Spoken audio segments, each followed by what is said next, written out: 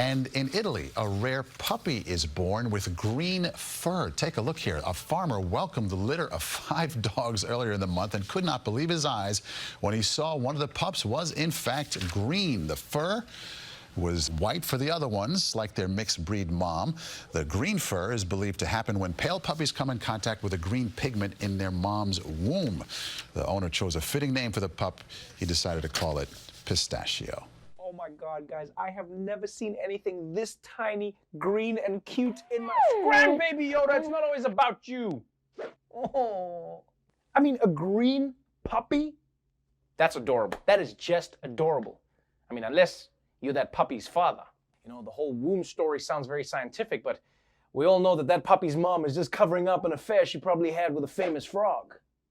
Also, let's be honest, this puppy's gonna have to deal with some prejudice in his life, especially when it tries to date one of the white puppies, because those parents are gonna be like, look, we just think Pistachio might be happier dating one of his own kind, like a leprechaun or a shamrock shake. But let's move on from newborn puppies to one very old cat. And archaeologists have discovered a giant 2,000-year-old figure of a cat carved into a hillside in southern Peru.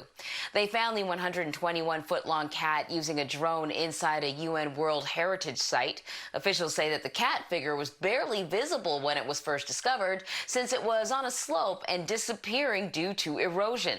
The carving has since been cleaned to make it more visible. Wait. There was a giant cat carved into the hillside for 2,000 years, and we just discovered it now? How is that possible? Was it hiding behind a drawing of a sofa? I mean, I'm not trying to put anybody down, but whichever archaeologist found this thing had a very easy day of work. Think about it. Indiana Jones is inside tombs. There's death traps triangulating sunlight with ancient amulets.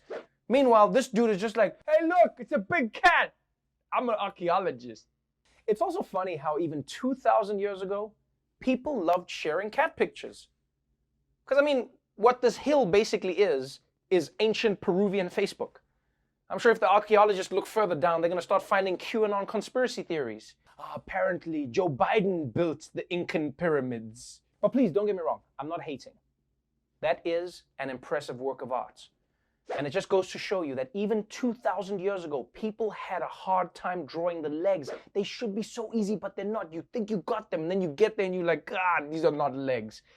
I hope my parents love me because they're just gonna have to take this picture the way I drew it.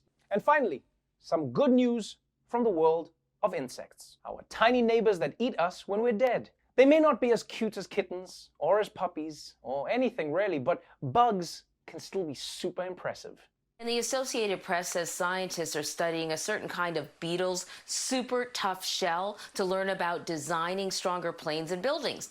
Researchers say that the shell on what's called the Diabolical Iron Clad Beetle can't be crushed. They say that the 1-inch beetle found in Southern California's woodlands withstood compression about 39,000 times its weight. It even survived being run over by a car.